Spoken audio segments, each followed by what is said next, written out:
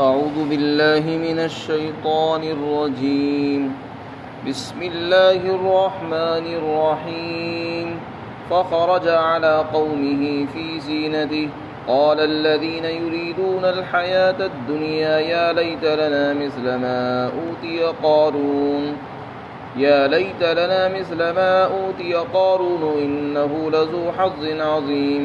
وقال الذين أوتوا العلم ويلكم ثواب الله خير لمن آمن وعمل صالحا ولا يلقاها إلا الصابرون. فخسفنا به وبداره الأرض فما كان له من فئة ينصرونه من دون الله وما كان من المنتصرين. وأصبح الذين تمنوا مكانه بالأمس يقولون ويك أن الله يبسط الرزق لمن يشاء من عباده ويقدر لولا أمن الله علينا لخسف بنا ويك أنه لا يفلح الكافرون.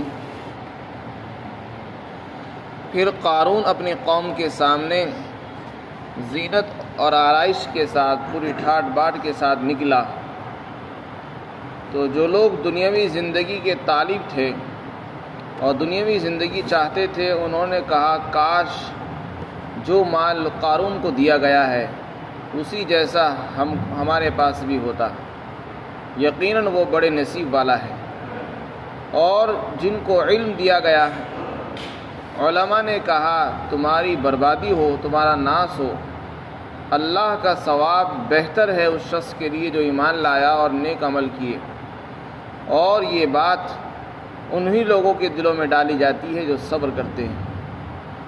پھر ہم نے قارون کو اس کے گھر سمیت زمین میں دھسا دیا اور پھر کوئی جماعت اس کے لیے ایسی نہ ہوئی جو اللہ کے مقابلے میں اس کو بچا لیتی اور نہ وہ خود اپنی مدد کرنے والا تھا. اور صبح کو وہ لوگ جو اس جیسا ہونے کی تمنا کل کر رہے تھے وہ کہنے لگے ارے بات یہ ہے اللہ تعالیٰ جس کے لیے چاہتے ہیں رزق کو بڑھا دیتے ہیں اپنے بندوں میں سے اور جس کے لیے چاہتے ہیں روزی کو کم کر دیتے ہیں. اگر اللہ کا ہم پر احسان نہ ہوتا تو اللہ ہمیں بھی دھسا دیتا. بربادی ہے.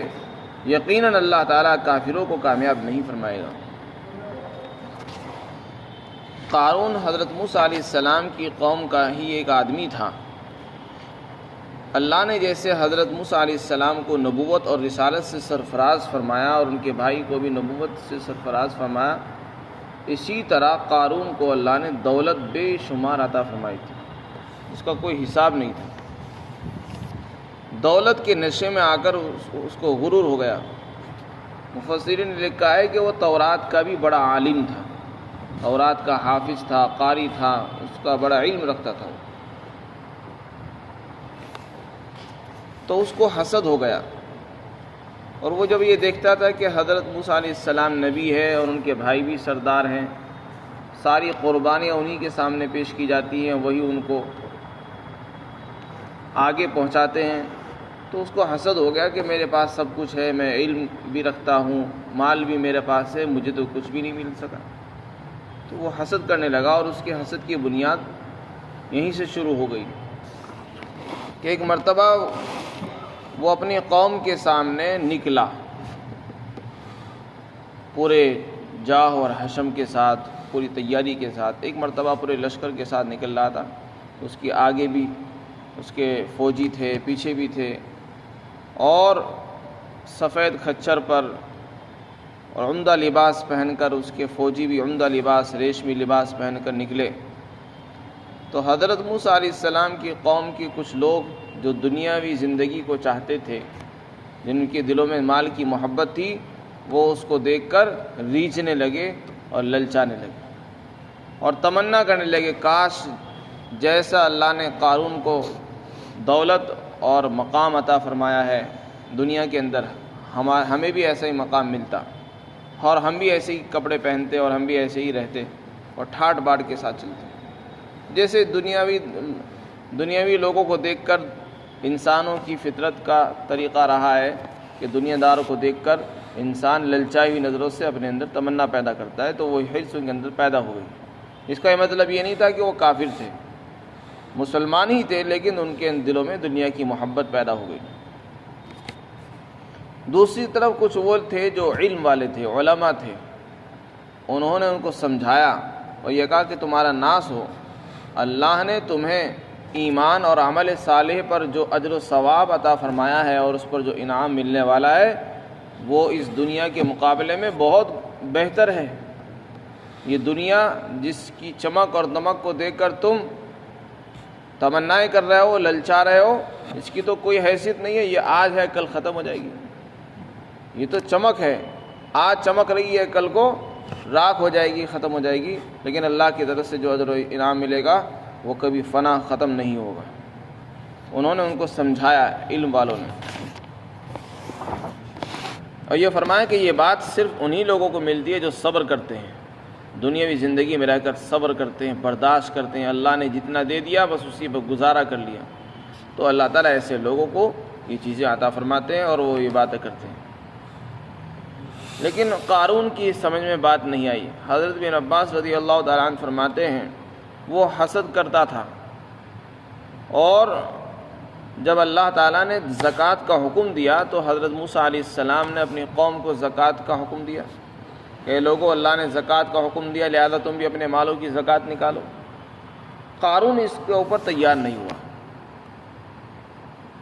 اس کو رضامند کیا گیا، کسی طریقے سے وہ 1000واں حصہ دینے پر تیار ہو گیا، اور یہ کہنے لگا کہ میں اپنے مال کا 1000واں حصہ دوں گا، یعنی اگر 1000 روپے میرے پاس ہیں تو اس میں سے 1 روپیہ میں دوں گا۔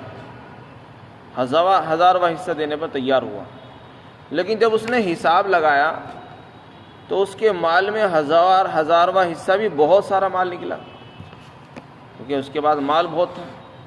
اگر سارے مال کا حساب لگایا جائے تو بہت سارا مال اس کا زکوٰۃ میں نکل رہا تھا، تو اس کے دل نے گوارا نہیں کیا کہ اتنا سارا مال میں اللہ کے راستے میں دوں اور یوں ہی خرچ کر دوں، اس طریقے سے تو میرا مال کم ہو جائے گا، اور اگر کہنے لگا کہ نہیں یہ نہیں ہو سکتا۔ بنی اسرائیل کے پاس گیا اور ان لوگوں کو جمع کیا اور کہنے لگا کہ تم نے موسیٰ کی ہر بات مان لی، اور آج وہ تم سے کہتے کہ تم ہمیں مال بھی دے دو اور تم ماننے کو تیار ہو گئے، یہ کب تک چلے گا؟ وہ جو کچھ کہہ رہے ہیں تم اس کی بات مانتے ہو۔ لوگوں نے کہا کہ آپ ہمارے بڑے ہیں، آپ جو فیصلہ کریں گے ہم اس کے لیے تیار ہیں۔ کہنے لگا کہ فلاں فاحشہ عورت ہے، بدکار عورت ہے، میں اس کو رضامند کروں گا معاوضہ دے کر، اور وہ تہمت لگائے گی موسیٰ علیہ السلام پر، اور جب وہ تہمت لگائے گی تو لوگ ان کی اس حرکت کو دیکھ کر ان سے کٹیں گے، اور جب ان سے کٹیں گے پھر کوئی ان کی بات نہیں مانے گا، نہ کوئی زکوٰۃ کا حکم دے گا، نہ کوئی زکوٰۃ دے گا، سب لوگوں کے مال محفوظ دیں گے۔ چنانچہ اس نے ایک عورت کو تیار کیا، اور لکھا ہے روایت میں کہ اس نے 1000 درہم یا 1000 دینار دینے کا وعدہ کیا کہ میں تجھے 1000 دینار دوں گا، اور تجھے یہ تہمت لگانی ہے کہ موسیٰ نے میرے ساتھ ایسا ایسا کیا ہے۔ چنانچہ وہ تیار ہو گئی، اور یہ کہا کہ کل صبح کو جب ہم تجھ سے کہیں گے تو تجھے یہ گواہی دینی ہے۔ چنانچہ اس کے بعد قارون نے بنی اسرائیل کو جمع کیا، اور پھر حضرت موسیٰ علیہ السلام کے پاس آیا، کہنے لگا کہ بنی اسرائیل آپ کا انتظار کر رہی ہے، آپ ان کو نصیحت فرمائیں۔ حضرت موسیٰ علیہ السلام تشریف لائے اور آ کر نصیحت شروع فرما دی، کہنے لگے جو چوری کرے گا اس کا ہاتھ کاٹا جائے گا، اور جو کسی پر تہمت لگائے گا اس کو ہم کوڑے ماریں گے، اور اگر کوئی زنا کرے گا تو اس کو کوڑے لگائے جائیں گے، 100 کوڑے، اور اگر کوئی شادی شدہ ہو کر بھی زنا کرے گا تو پھر ہم اس کو سنسار کر دیں گے، یعنی ہلاک کر دیں گے۔ بس یہ سننا تھا اس نے۔ وہ بول پڑا کہ اگر یہ کام آپ ہی نے کیا ہو تو کیا آپ اپنے آپ کو بھی سزا دو گے؟ آپ نے فرمایا کہ ہاں، اگر یہ کام مجھ سے ہو، چاہے میں ہی اس میں شامل کیوں نہ ہوں، میں اس سزا کا حقدار میں بھی ہوں۔ پھر کہنے لگا کہ بنی قوم کا خیال یہ ہے کہ آپ نے فلاں عورت کے ساتھ ایسا ایسا کیا۔ حضرت موسیٰ علیہ السلام نے فرمایا کہ اس کو بلایا جائے، میں نے کس کے ساتھ کیا کیا ہے اس کو بلایا جائے۔ چنانچہ وہ عورت لائی گئی اور اس نے گواہی دی۔ آپ طیش میں آ گئے، آپ نے 2 رکعت نماز پڑھی اور اللہ سے دعا کی، اور پھر اس عورت سے گواہی لی کہ سچ سچ بتا، قسم ہے اس ذات کی جس نے بنی اسرائیل کے لیے دریا میں راستے بنائے اور ہمیں ظلم اور ستم سے نجات عطا فرمائی، سچ سچ بول دے، جو کچھ بھی ہے، جو کچھ تو کہے گی بس وہی ہوگا۔ چنانچہ وہ عورت گھبرا گئی اور اس کا رنگ بدل گیا۔ وہ کہنے لگی، اس کے دل میں خیال آیا کہ میں نبی پر تہمت لگا کر اپنے لیے عذاب کو خریدنا نہیں چاہتی۔ چنانچہ اللہ نے اس کے دل کو پلٹ دیا اور اس نے کہا کہ نہیں، آپ نے ایسا کچھ نہیں کیا، یہ لوگ جو کچھ کہتے ہیں وہ جھوٹ ہیں، اور مجھے تو قارون نے تیار کیا ہے۔ حضرت موسیٰ علیہ السلام سجدے میں گر گئے، اور سجدے میں گرنے کے بعد اللہ سے دعا کی۔ پھر اللہ تعالیٰ نے وحی بھیجی کہ اے موسیٰ، ہم نے زمین کو آپ کے حکم کے تابع کر دیا، آپ اسے جو حکم دیں گے وہ اس کے لیے تیار ہے۔ چنانچہ حضرت موسیٰ علیہ السلام نے فرمایا کہ دیکھو، اللہ نے جیسے مجھے فرعون کے پاس نبی بنا کر بھیجا تھا، اسی طرح قارون کے پاس بھی نبی بنا کر بھیجا۔ اللہ نے فرعون کو غرق کیا ہے نافرمانی کی وجہ سے، آج قارون نافرمانی کر رہا ہے۔ تو اے لوگوں، جو میرے ساتھ ہیں وہ اس سے الگ ہو جائیں، اور جو قارون کے ساتھ رہنا چاہتے ہیں وہ اس کے ساتھ رہیں۔ چنانچہ یہ آپ کا اعلان تھا، سب لوگ وہاں سے ہٹ گئے سوائے 2 لوگوں کے، وہ اس کے پاس کھڑے رہے۔ پھر آپ نے زمین کو حکم دیا، زمین پھٹی، اے زمین اس کو پکڑ لے۔ چنانچہ زمین نے اس کے قدم اپنے اندر کھینچ لیے۔ پھر آپ نے دوبارہ حکم دیا کہ اے زمین اس کو پکڑ، اس نے گھٹنوں تک قارون کو اور اس کے ساتھیوں کو اندر نگل لیا۔ قارون گڑ گڑانے لگا اور رونے لگا، آپ کو اللہ کا واسطہ، رشتہ داری کا واسطہ دینے لگا کہ مجھے معاف کر دیں، یہ کر دیں، لیکن آپ کے دل میں ذرہ برابر رحم نہیں آیا، اور آپ اس کو حکم دیتے رہے زمین کو، اور وہ آپ کا حکم مانتی رہی۔ آپ نے پھر حکم دیا کہ اے زمین اس کو پکڑ۔ زمین نے پھر قارون کو سینے تک نگل لیا، اور سینے تک دھس گیا زمین کے اندر۔ پھر وہ گڑ گڑانے لگا، لیکن آپ نے پھر فرمایا کہ اس کو پکڑ لے۔ پھر اس نے گردن تک پکڑ لے، یہاں تک کہ وہ پورا زمین کے اندر چلا گیا اور زمین برابر ہو گئی۔ لوگوں کے دلوں میں، لوگوں کے زبان پر یہ خیال آیا، زبان پر یہ الفاظ آ گئے، کہنے لگے کہ موسیٰ نے یہ جو کچھ کیا ہے وہ اس لیے کیا ہے تاکہ قارون کا جو مال بچا ہے، اس کا گھر، مکان، بنگلہ، اس پر قبضہ کر لیں۔ آپ نے اللہ سے دعا کی، اللہ تعالیٰ نے وہ ساری چیزوں کو بھی زمین میں غرق فرما دیا۔ چنانچہ اس کا خزانہ لایا گیا، زمین نے اس کو کھینچا اور زمین کے اندر ساری چیزیں غرق کر دی گئی اس کے ساتھ۔ پہلے فرعون قارون غرق ہوا، پھر اسی کے اوپر اس کا خزانہ، اس کا محل، اس کا سامان سب غرق کر دیا گیا۔ اللہ کی طرف سے وحی آئی، اے موسیٰ تم کتنے سخت دل ہو، 70 مرتبہ اس نے تم سے فریاد کی، تم نے اس کی فریاد رسی نہیں کی۔ خدا کی قسم، اگر وہ، میری عزت و جلال کی قسم، اگر وہ مجھ سے 1 مرتبہ بھی فریاد کرتا تو میں اس کو معاف کر دوں، لیکن اس نے مجھ سے فریاد تو نہیں کی، وہ تم سے کرتا رہا، اور تم اتنے سخت دل نکلے کہ تمہارے دل میں ذرہ برابر رحم بھی نہیں آیا۔ خلاصہ یہ ہوا کہ اللہ تعالیٰ نے حضرت موسیٰ علیہ السلام کو کے ذریعے سے، اس کی آپ کی بددعا کے ذریعے سے اس کو غرق فرما دیا۔ جیسے فرعون غرق ہوا پانی کے اندر، قارون زمین کے اندر دھسا لیا گیا، یہ آپ کی بددعا کی وجہ سے ہوا۔ اور آپ کی بددعا کیوں ہوئی، اس کے لیے یہ واقعہ مفسرین نے نقل فرمایا۔ اس کے اندر اور بھی واقعات لکھے ہیں۔ فرمایا فخسفنا بہ، ہم نے قارون کو دھسا دیا زمین کے اندر، اس کے گھر کی سمیت۔ فما کان لہ من فئۃ، فرمایا پھر اس کے لیے کوئی ایسی جماعت نہ ہوئی جو اس کی مدد کرتی ہے اللہ کے مقابلے میں۔ اس میں اشارہ اس بات کی طرف ہے کہ ظاہر میں، دیکھنے میں انسان کو جو کچھ لگتا ہے، حقیقت میں ایسا نہیں ہوتا۔